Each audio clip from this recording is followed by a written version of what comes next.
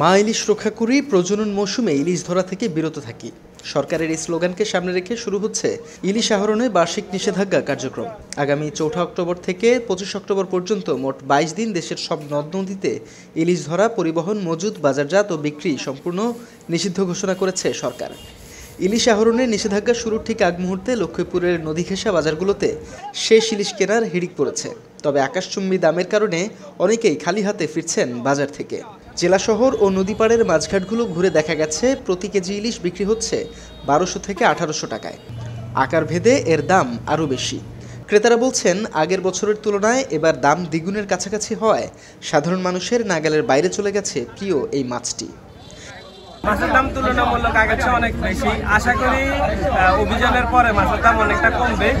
আর এখন যে মাছের দাম, এটা নিম্ন মধ্যবিত্তের জন্য অসাধ্য হয়ে দাঁড়িয়েছে। আমরা চাই অভিযানের পরে জেলেরা যেন মাছের দাম কমিয়ে দেয়, যাতে আমাদের যারা নিম্ন মধ্যবিত্ত আছে তাদের সাধ্য হয় কিনা।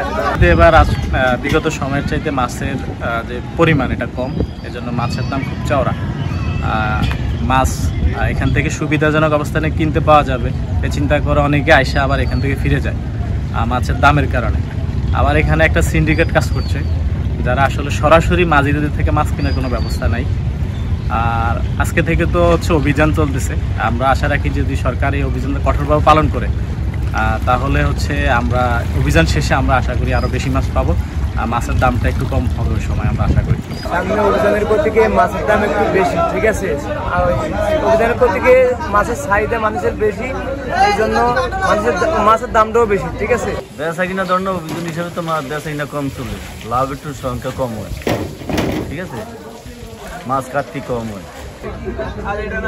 নিষেধাজ্ঞাকে সামনে রেখে নদীপাড়ের জেলেপল্লীগুলোতে শুরু হয়েছে জেলেদের শেষ মুহূর্তের প্রস্তুতি। কেউ নৌকা টেনে তুলছেন ঘাটে, কেউ জাল মেরামত করে গুছিয়ে রাখছেন আগামী মৌসুমের জন্য। কেউ আবার সংসারের জন্য চাল, ডাল, নিত্য প্রয়োজনীয় জিনিসপত্র জোগাড় করছেন আগেভাগেই। তবে প্রস্তুতির পাশাপাশি চোখে মুখে রয়েছে অনিশ্চয়তার ছাপ। আয় রোজগার বন্ধ হয়ে যাওয়ায় সংসার চালানো যে কতটা কষ্টকর হয়ে ওঠে সে কথাই জানালেন অনেক জেলে। জেলেরা বলেন, ২২ দিন নদীতে নামতে পারবো না, এই সময় সংসার চালানো খুব কষ্ট হয়। তার উপর আমাদের অনেকেরই জেলে কার্ড নেই, ফলে সরকারি সহায়তাও পাই না। সোলানা সিজনে মাছ গেছে কম, যাইলে তো সব টোটালি পায় না, আরও সব দেনা এরকম ১০-১৫-২০ লাখ টাকা করে দেনা, বুঝলেন নি। ঘর বাড়িও ঠিক নাই, কিস্তি লইয়া যা হুদ করতে চাইছিল দেনা হয় না, কিস্তি লাগুর আইয়ে না।